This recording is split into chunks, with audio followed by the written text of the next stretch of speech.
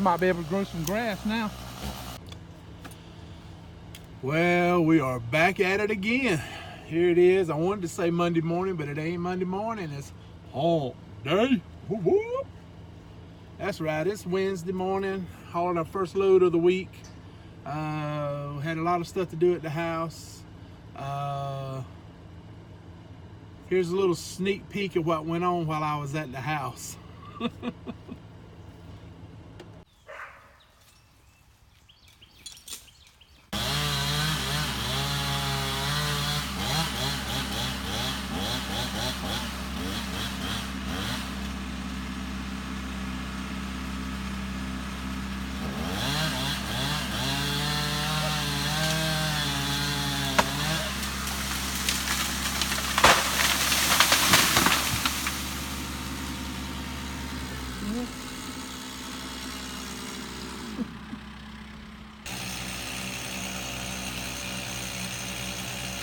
Oh shit.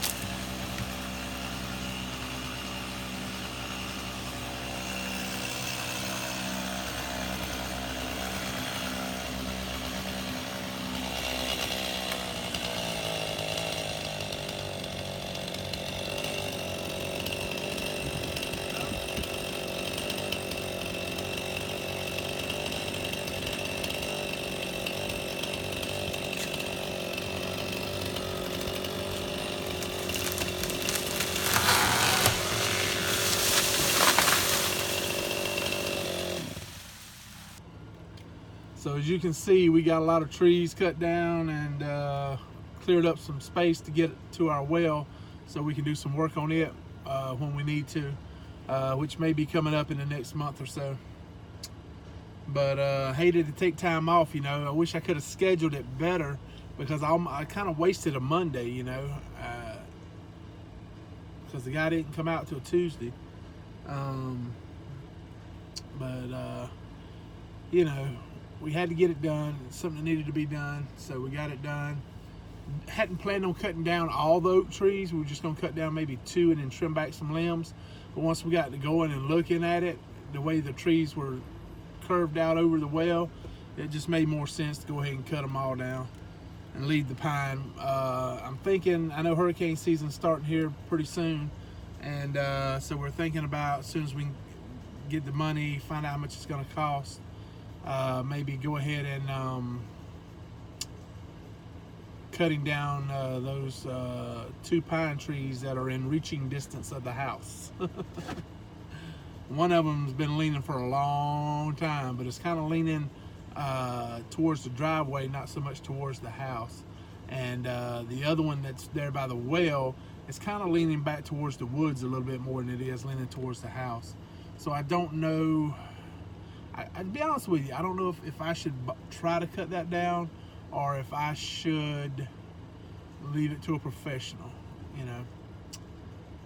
I think I could cut it to where it wouldn't fall against the house, but man, if I messed up and that thing fell on our house, I don't know. I think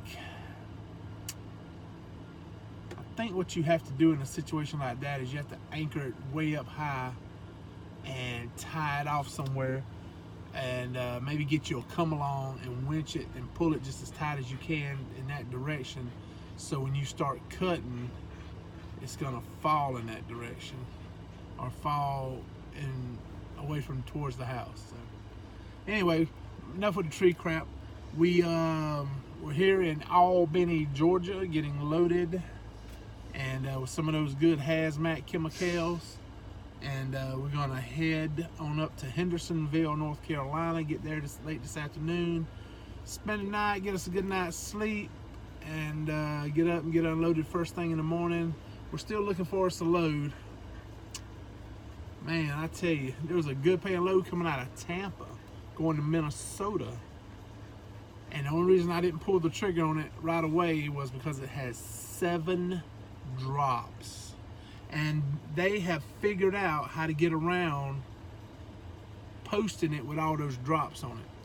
What they do is they just put the start place, destination place, and then you click on it. Well, then when you go down and read in the comments, oh, has 7 drops. Because when I set up my search criteria, I put in there no more than 2 drops. And so they figured out a way to get around that. So anyway, man, 7 drops. That's a lot of drops.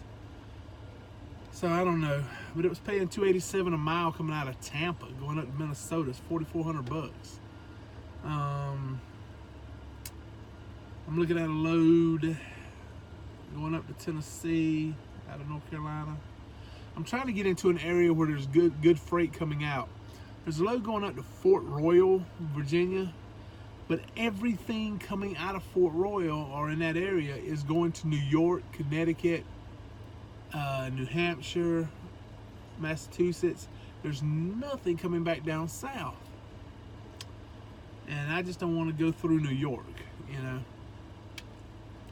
So, I don't know. I got to figure out what I'm going to do.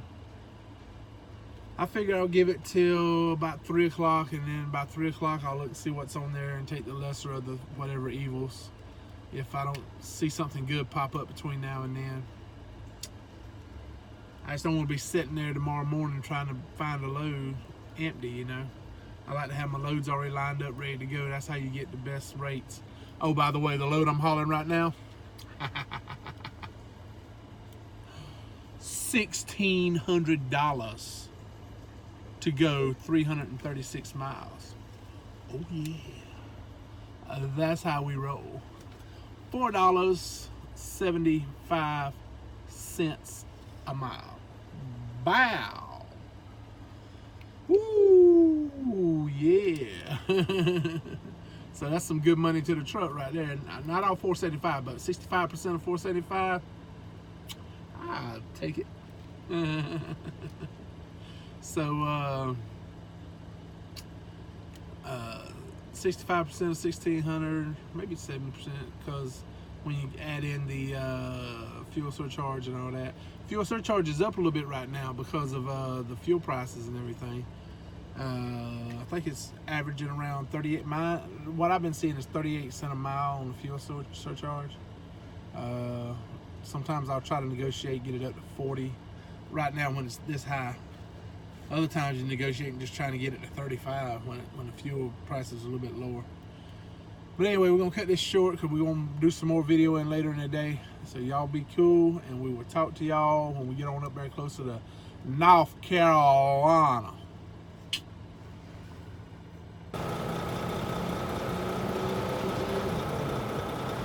Here we are, here we are, here we are. Hendersonville, North Carolina.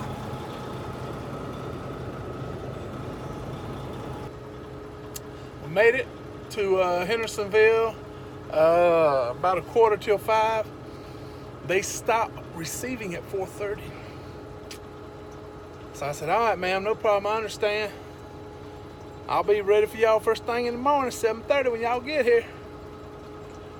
Went back out to my truck. Told Duck man, I said, well, Duck, at least you got you some grass out here running around in, play a little bit. About that time, I'm talking to my wife on the phone. She runs up beside my truck, the lady does. They said they ain't busy right now. If you can get on over there, they'll unload you. I'm like, yes, ma'am. I said, I'm just gonna do a little loop right here and get out of here. She's like, no, let me back you out because it's hard to make that turn. I'm like, all right, I appreciate that.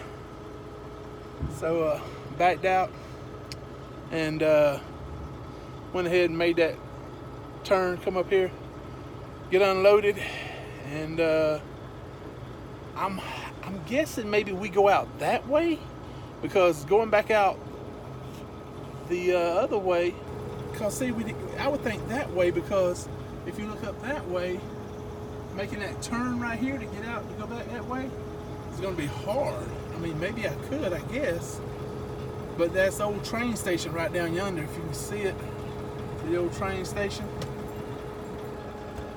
So what we'll do is we'll just go ahead and book it on down to I-26.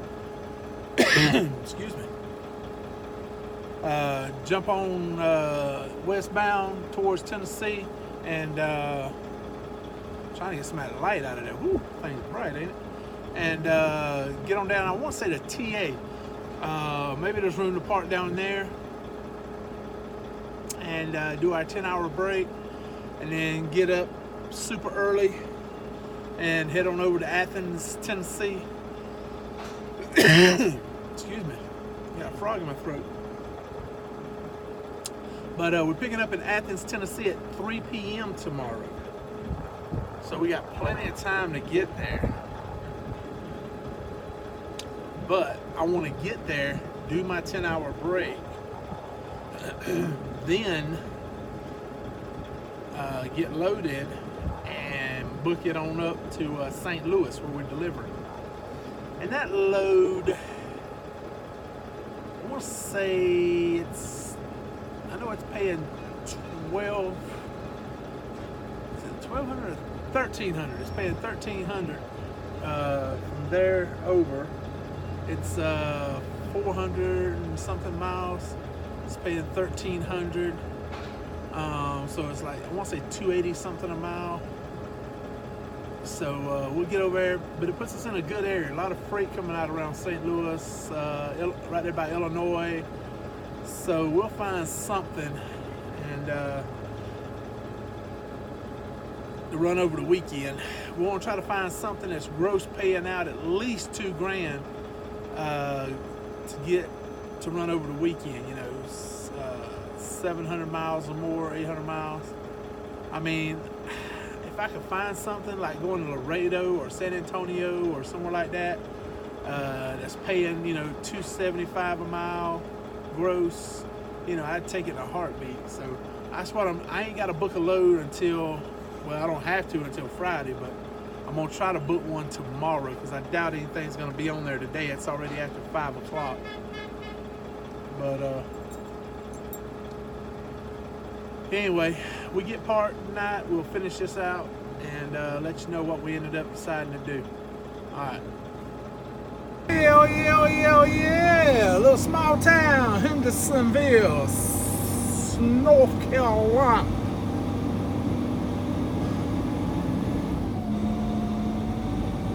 Oh yeah.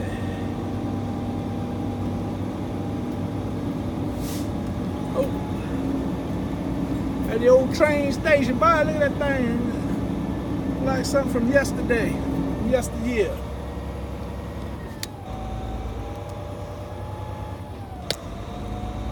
Pretty cool. You gotta get that windshield clean, boy.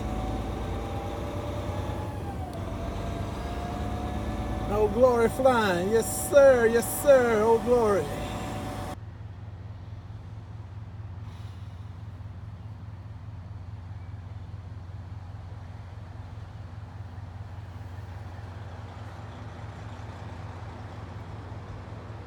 Well, this is not where we had planned on spending the night. I was gonna stop at the TA in Chandler, and my GPS completely blew past it like it wasn't even there. And I forgot it was exit 37, not 33.